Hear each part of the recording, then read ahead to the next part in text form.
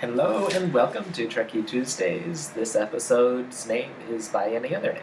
This episode returns us to a previous location for what may be the first time ever in Star Trek. It's about as continuity-y as Star Trek gets, when the Enterprise is hijacked by the advance guard of a colonizing force from outside the galaxy, who needs the Enterprise to get out of the galactic barrier and travel back to their home galaxy of Andromeda, erroneously here described as the closest galaxy to ours.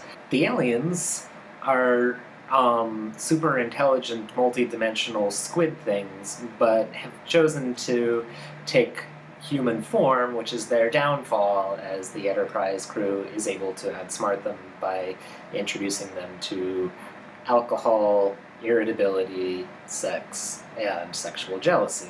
And rather than taking advantage of their distraction to overpower them, they then take advantage of their distraction to point out that the whole concept of a generation ship isn't going to work because their descendants are going to have been fully corrupted by their human form by the time they get to Andromeda and will no longer be on board with the whole defeating the humans mission. So they agree to peacefully coexist, and apparently the whole galaxy of Andromeda, which is going to become uninhabitable soon, is going to come settle on this one planet that they found. So that's totally a workable plan. The main notable thing about the episode is how it showcases some tropes around sex and violence, and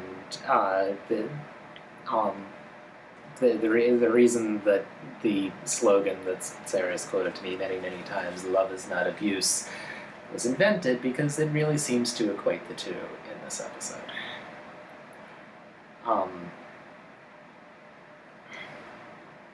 It really seems to go out of its way to set up a situation where Kirk, in his seduction of one of the aliens, links it to his previously knocking her unconscious, and describes kissing as like an act of forgiveness or apology.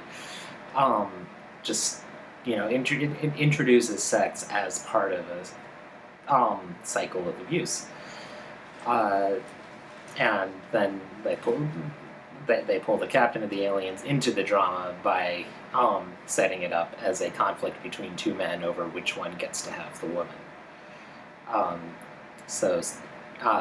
Setting up the love triangle trope, but in its most possessive and patriarchal form.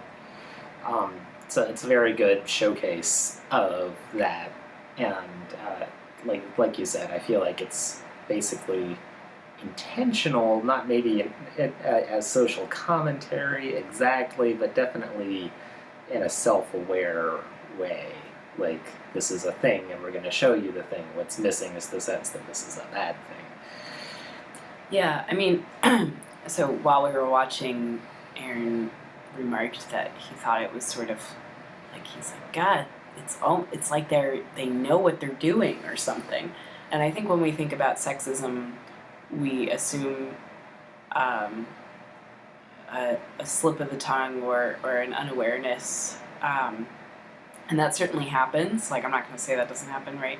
We often have great intentions and do bad things. Like, that's part of life. Like, we're going to be racist sometimes. I'm going to be sexist sometimes, and I'm like definitely not. I don't know. I think I try not to be actively, and like.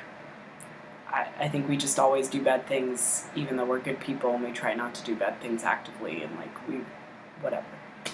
But I also think there are some people and some time and culture and eras that we've lived through where it's been totally okay to be sexist and be jerks and not have good intentions, and I think this is one of them, and I think that's what makes watching Star Trek so crazy, is because you see things that are so blatantly obvious, and you go, well, they couldn't have not realized how awful that was, right? And I think they did kind of realize it, but it was just like, well, that's human nature, right? Like their point of view is like, well, yes, you know, men are sort of abusive assholes, but like that's kind of human nature. That's who we are, and let's reflect that and like not be like having any commentary on it of like this is bad. We want to change that. Just like, well, it's inevitable. That's how we are, and us men, haha. And it's super disturbing because I think even like the worst politician these days at least knows generally, usually, to like pretend to be better than that, and this doesn't because it's so dated. This episode was super gross. I did not like it. I did kind of like the technology that like freezes people because that was kind of fun, and it is sort of they have like this interesting moment where they are turning people in the crew into these like weird sort of unusually shaped like foam ball things, and I don't know, it definitely struck a chord with me where I was like, there's no one on the ship that's like dispensable, you know, and I think they like were really trying to highlight that by like turning sort of lesser members of the crew into these stone or foam things, and I definitely think that was a moment where the audience acknowledges that like this is not just Kirk, this is the ship, and you care about everybody. You don't want something bad to happen to Uhura. But other than that, I don't know. I'm just really tired of Captain Kirk teaching aliens what kissing is. Like, I'm just so tired of it. It happens so many times in Star Trek, and it's like so gross every time. I'm like, this is not consent. Your first introduction to romance is not someone making out with you. Like, that is really fucked up, like, on every level. And then to equate the two as, like, this is what an apology is. What? No. Bad Kirk. Shatner, are you listening to me? Object retroactively. I want you to go on the record and be like, this is bad. Like, that's what, like, Stewart did that, like, whatever, you can do that too. And love is not abuse. October is Domestic Violence Awareness Month, I think. So, you know, here's our 2 cents. Don't be an asshole. And stand up for people when they're dealing with assholes. And that'll get you pretty far. Sometimes you're going to be an asshole anyway, and you should try not to be. And say you're sorry when you do it. Okay. That's my public service announcement. Very, very eloquent. I have a cold.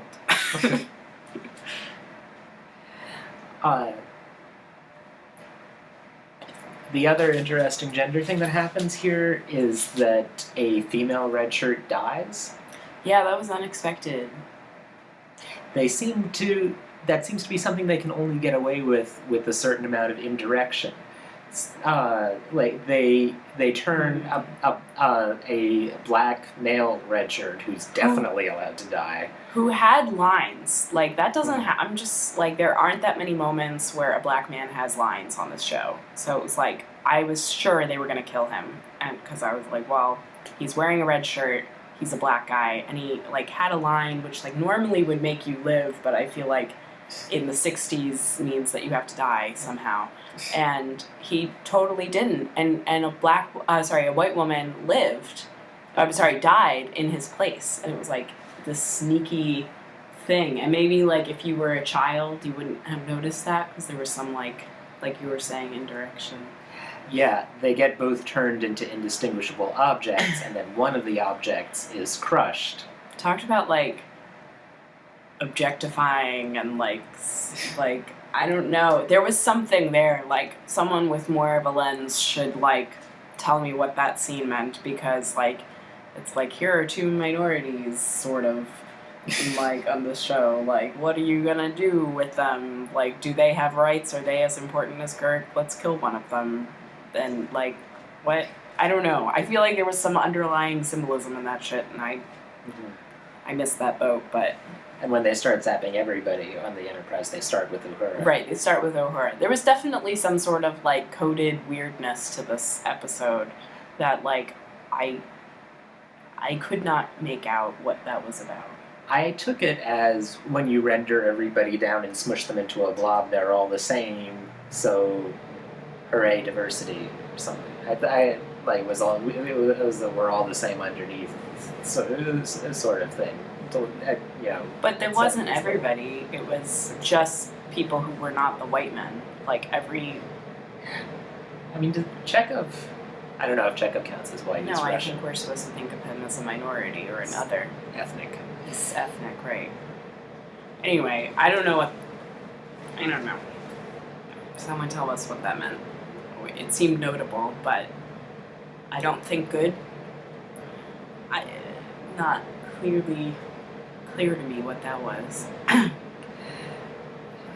I looked this episode up briefly on Memory Alpha and Wikipedia, and there's not much discussion of the background behind it, other than that, turning everybody into blobs was a way of solving the storytelling problem of how is almost the entire crew incapacitated for the second half of the story.